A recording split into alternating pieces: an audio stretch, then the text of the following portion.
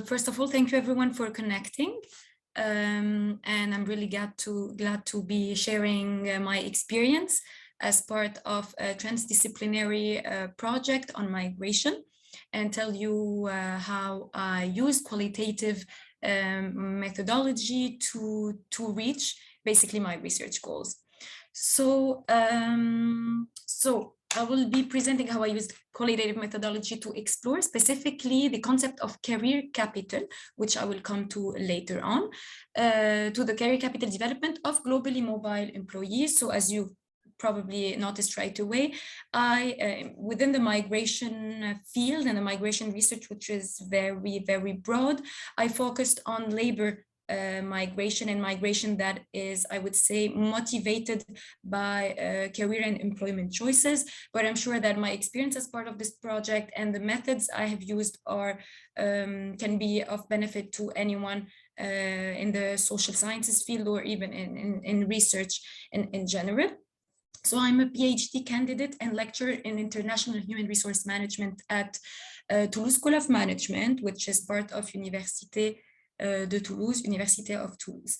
So I'm based in France. So a little bit more about me. So initially I started in psychology. I did a Bachelor of Psychology at the American University of Beirut.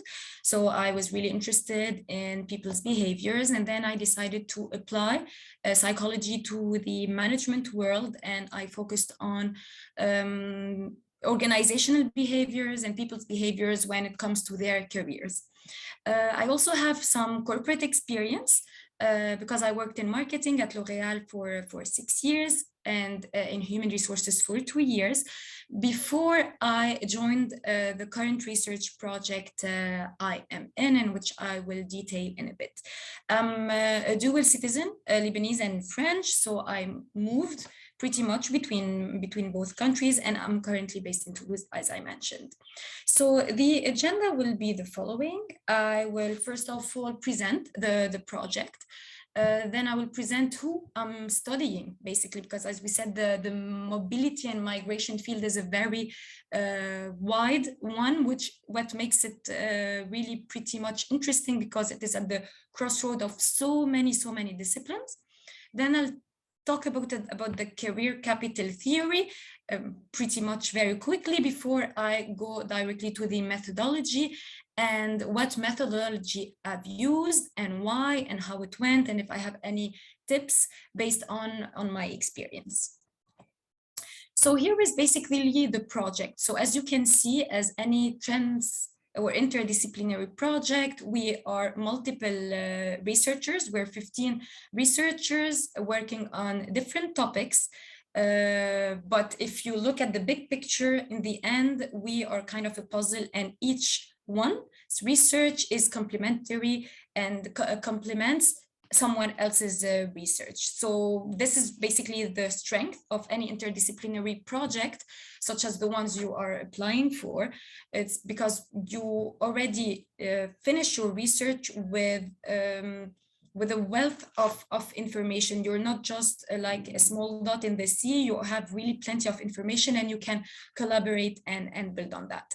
So for example, I have 3 other colleagues working on pretty much the career capital concept, but some are working on it from an individual perspective, some are working on it from a national perspective when they're working on in the sociology fields or in the political science field or economics, whereas the person who is working on the individual level is a researcher in psychology. So we've got psychologists, sociologists, economists, political scientists, all working on migration, specifically in our case on highly skilled migration. So different partners, definitely, universities, companies, research institutes. I won't detail that much. Everything is on the website, and we can talk about that further following the presentation, of course. So let me first of all start by telling you who I'm studying, because the term migrant or the term expat, the definition of the term depends pretty much on everyone's perception and understanding of the field. So I'd like to first of all clarify who I'm taking into account in my research. So who is my population, to make things clear from the very beginning. So I took some personas to do so. So for example, if we take into account Maggie, who is a 52 years old woman, she's the chief financial officer of the multinational, and she got promoted from CFO Europe in Berlin to CFO in USA in Miami. Maggie is definitely what we call a corporate or assigned expat, and I am taking Maggie into account in my current research on migration, even if it's in that case short-term migration. Then we have Justin, who is 31, who is a UK citizen, and he left the UK after graduation. He landed a job in South Africa. He's been there for 3 years. Justin is what we call in my field a self-initiated expatriate, but I know that in economics, Justin will simply be a migrant. So the terms are quite interchangeable depending on the field. And I am definitely taking Justin into account in my following study. The only population I'm excluding are like Mark, who are second generation migrants. So I'm not taking into my account second generation migrants, so people who were born and raised in a country that is different from the country of their parents. So the theoretical framework I'm using is a career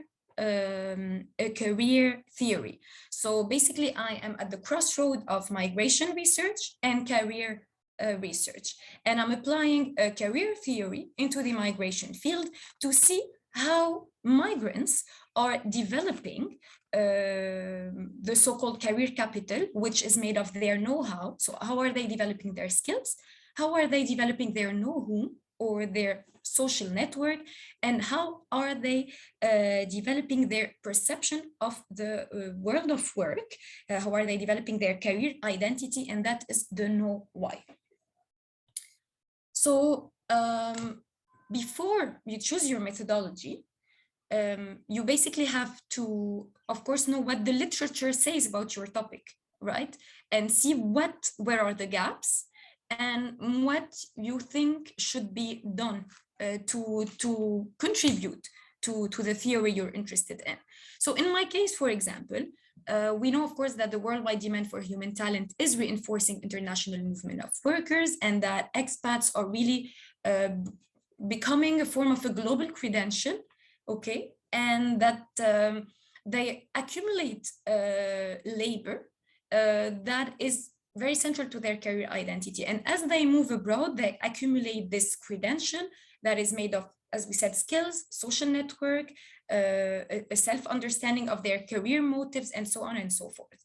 So this labor mobility is driven by so many reasons. It's driven by wage differentials between countries. It's driven sometimes by pull and push factors between the different countries, and there may be political context. But from my perspective, what I will be looking at are the career prospects that are the promising career prospects or not, or the deceiving career prospects of the person, and what they are looking for career-wise in their move.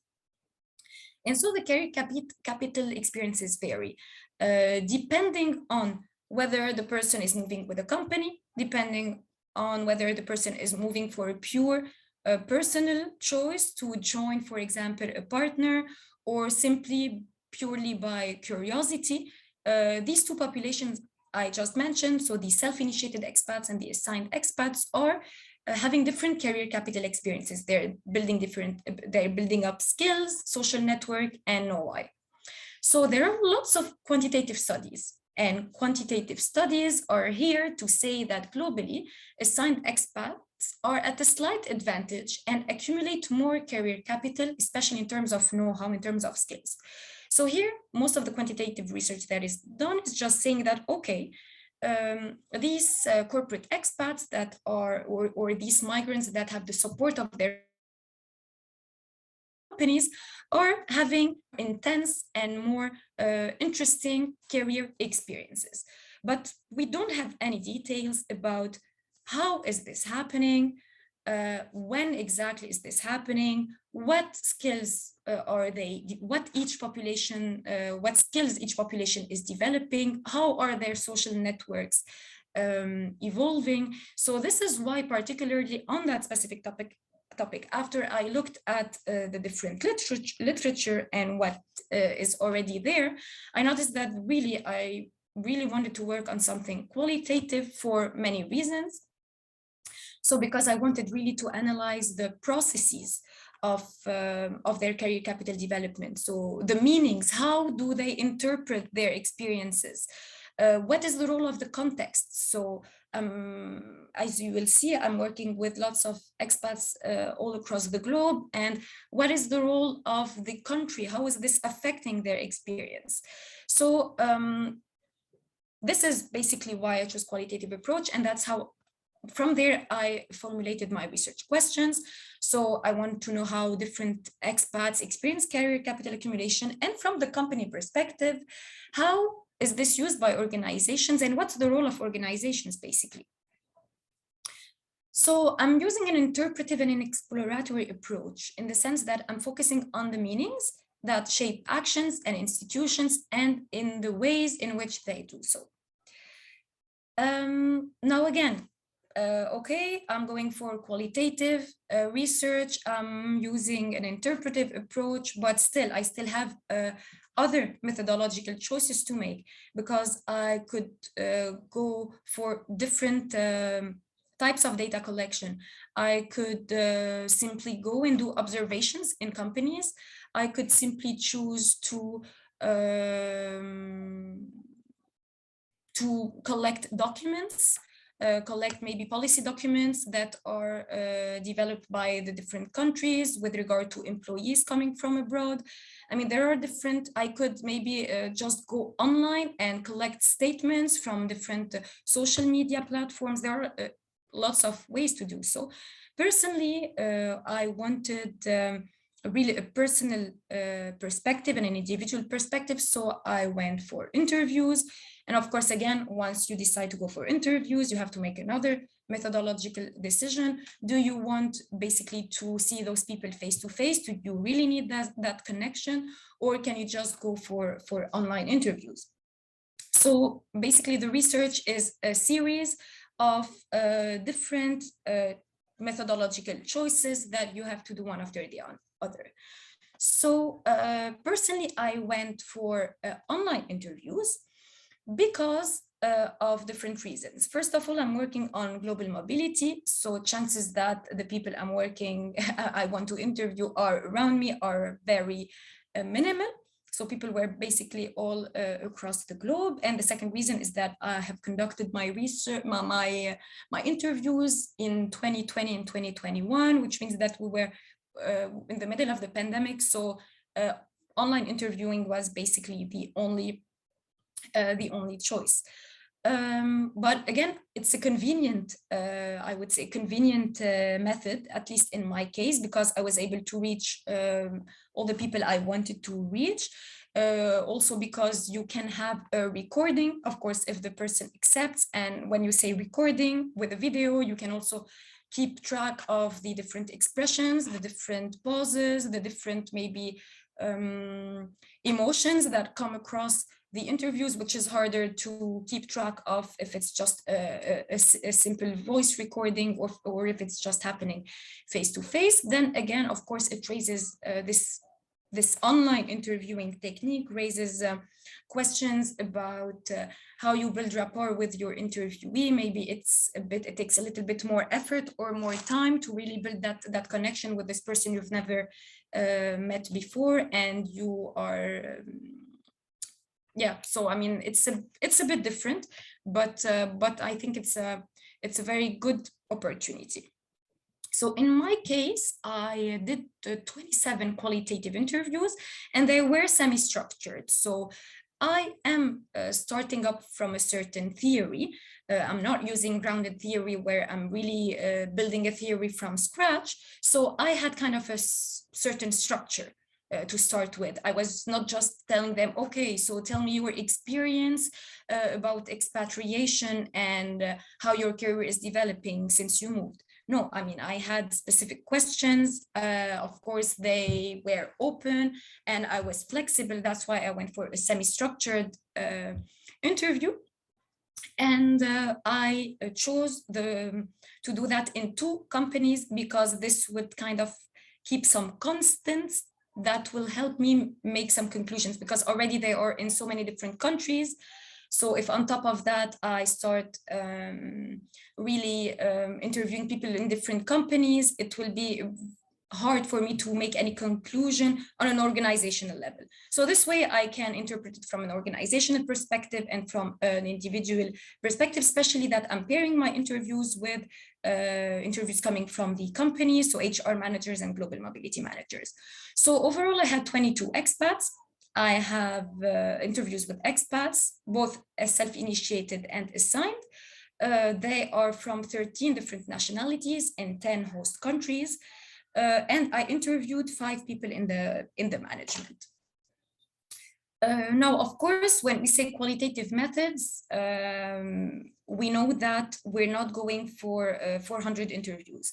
When we say qualitative method, and when we are not working as part of, when we're not collaborating directly with other researchers, we know that we will have to focus really on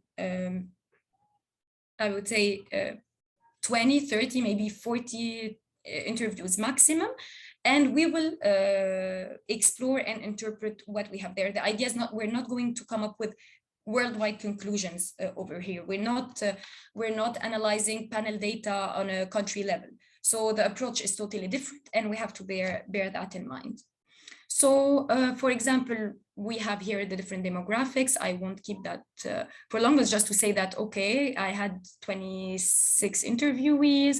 Who are they? Male, female, home country, host country, and so on and so forth.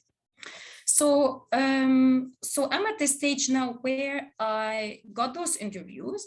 I requested to record them. And now I was then left with 27 interviews. Okay, what to do from there? First of all comes the transcription. So I'm going here a little bit into less the theoretical part, but more on the practical part, because I wasn't expecting the transcription to be such a complex and time-consuming exercise. So definitely my advice for any person working with interviews is to get help for the transcriptions. And that can be done simply using softwares. So you don't have really to work with someone who will do the transcriptions. Nowadays, we've got great softwares. I worked with Otter, which will make the transcription for you. Of course, you have to go through it again from A to Z, but at least you have somewhere to start from. And now you have to make sure it takes into account the language of your interview. For example, Otter doesn't take into account French, just for example. And then you also have this option on Zoom. So just before you record the interview on Zoom, you can make sure that you have that option, because it depends on your subscription, and Zoom can do that for you. And basically you will have the transcription like an hour after the interview is done. And honestly, the transcriptions are very, very, very well done and are of great help, because honestly, that's something that is very consuming when you're going for interviews. So now I've got my transcriptions. Great. You have to know that, for example, if the interview is 2 hours long, you can have 60 to 70 pages of a document that is that long. So again, you really have to create order. And here again, other softwares can be of help. So you have NVivo or MaxQDA, which are softwares that I guess you probably know. We'll get to meet after I present, so to see how are your experiences with those. And then those softwares basically not help you analysis itself, because this only a human brain can do, but they will help you to structure. And I'll show you how I structured it. So basically you will classify. So how do you classify? Basically what you can do is either you do a coding that really emerges from the data from scratch, especially when you're going for grounded theory, which is not my case, or you really do thematic reading based on the theoretical concepts you're starting from. So for example, in my case, I had, I know that I have the concept of know-how. So the idea was for me to, within the know-how, to try to find out what are the skills that are coming across in the interviews. So for example, a person would say, oh yeah, I developed language skills. As soon as I got to France, I decided to learn French. So how I just categorize it into know-how, language skills, and so on and so forth. And I keep on categorizing until I start seeing some order that makes sense. So for example, in terms of know whom, at times they will be mentioning their colleagues, at other times they would be mentioning other expats, at other times they will be mentioning their family. And this way, within the know whom, I will be structuring the different social circles and social networks that expats are building. And this is how I build up my work, bit by bit, and trying to find those categories for assigned expats and for self-initiated expatriates. So that's for data analysis. And then again, of course, as you analyze your data, you whenever you're working on qualitative work, we're not working with numbers, we're working with words and people's words, basically. So we always have verbatims. So I'm just giving you an example. Let's say in terms of know whom, an assigned expats in general were feeling as outsiders. So although they were moving with their company and they already had a lot of support, they, for example, one assigned expat said, don't believe that you are sitting on all the answers. You need to have your network around you and use that network to solve the problems for you, because you're the alien in that country. You're not the one who knows exactly. You're always a little bit outside. So as you go through your research, you will have really to highlight important verbatims, important words that you think reflect important findings. So this is just an example.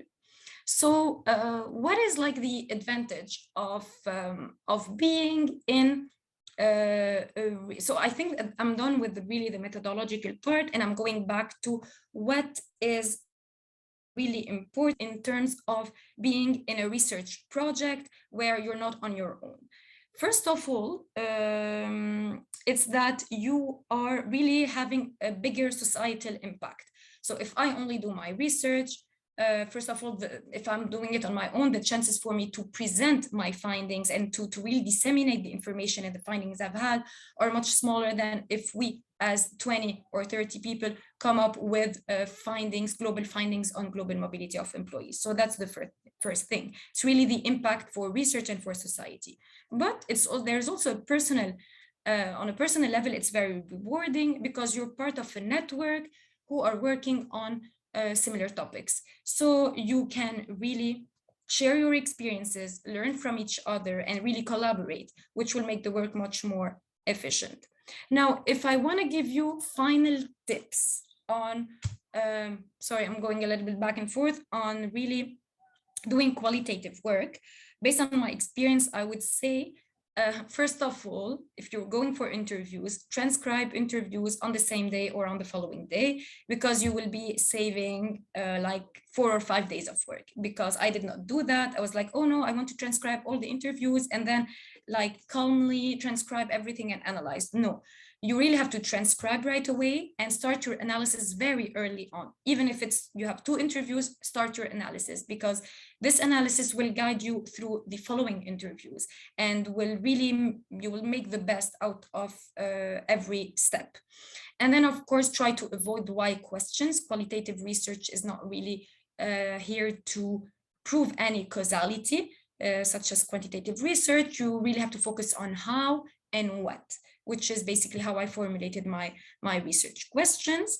And then, of course, study categories that are actually employed by participants. Even if I myself have a theory in my mind, I am here to develop that theory, maybe to change it, to amend it. So let's use what the participants are saying and try to be a little bit objective, although it's hard.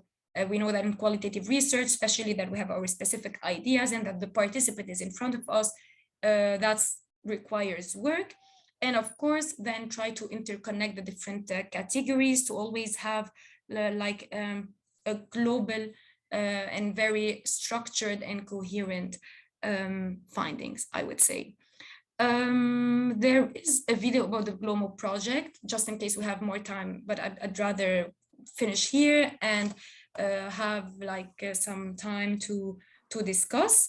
Now, if you're interested to know more about the project, it's on social media. So if you put like a global mobility of employees, whether on Facebook, Twitter, YouTube, LinkedIn, and Instagram, we're there. But most importantly, you can check the website, glomo.eu, and maybe it can help you in building your current projects and your current proposals, because it is a similar project that was done like 4 or 5 years ago, that started 5 years ago. So I'm sure you can get inspired or maybe get in touch with some people.